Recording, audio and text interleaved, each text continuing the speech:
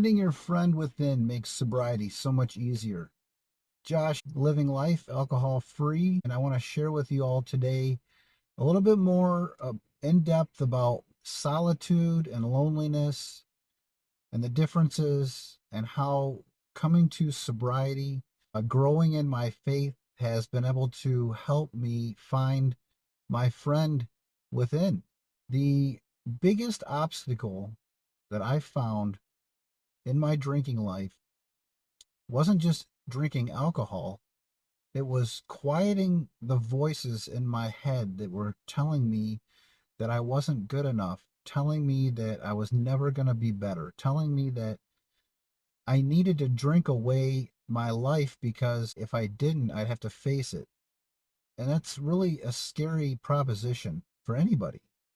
I don't know where you are with your drinking, but I know for me, where I was with my drinking for pretty much 20 years plus, I was at a point where I knew that it was a problem.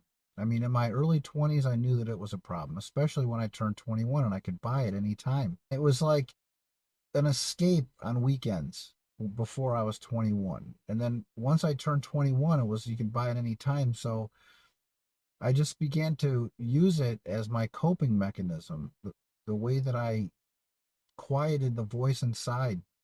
On the days I didn't drink, I could tell that I felt better, that life was easier, sober. But that was short lived, and then I'd start that cycle all over again. So I might binge drink for one day and then sober up the next day and feel good the rest of the day and night. But then on that next day, I would drink again and I would start that whole cycle over again. So there was days where I'd feel good, the days that I didn't drink, and then there was days that I just felt terrible, when you'd have a hangover. But when I started getting into my 30s and my 40s, I started to notice that the drinking was making me feel bad. Like I didn't even feel good drinking anymore. During that drinking session, I would start to black out. I would start to forget things. I would start getting angry with myself and saying things that I normally wouldn't say to my family. And those things made me ruminate about where I was in my life. And then the drinking just made those ruminations worse. That voice within me was not my friend. It was slowly killing me. And the things that I was telling myself that I needed were the very things that were holding me back. The alcohol, the need to escape. When I quit drinking, I didn't find my faith right away. I attributed getting sober to God because it was only a couple weeks before I quit drinking that I prayed and I begged God to take me out of my addiction, and it happened. But there were things that led up to that moment. I felt like it wasn't just the prayer, but it was the fact that, like I said, I wasn't enjoying drinking anymore. I was sitting there bored at the beginning of the pandemic, running out of things to do, to watch on TV, and there was no sports or anything like that. So there was really just no escape for me. I didn't really read a lot, so I was bored. And I just thought, is there more? There's got to be more to this.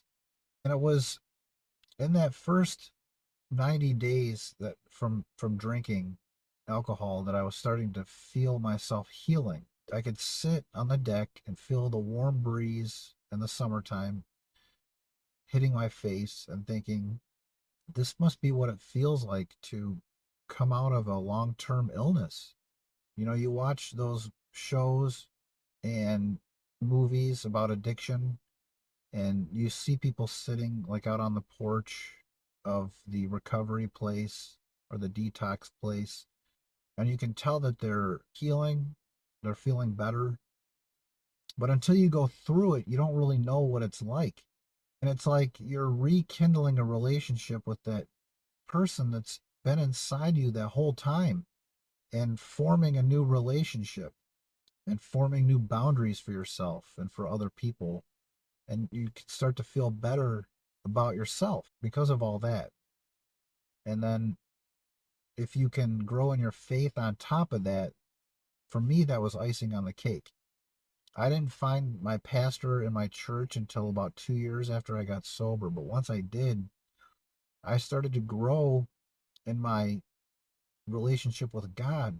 So not only did I feel like I had a friend within me, I also had God encouraging me and God's word, reading the Bible. All those things helped me kind of put that evil voice, those demons that come after me every day, that used to come after me every day, to bed. I was able to fight those evil voices off, and I've been able to do that going on 5 years now. We're into a new year now.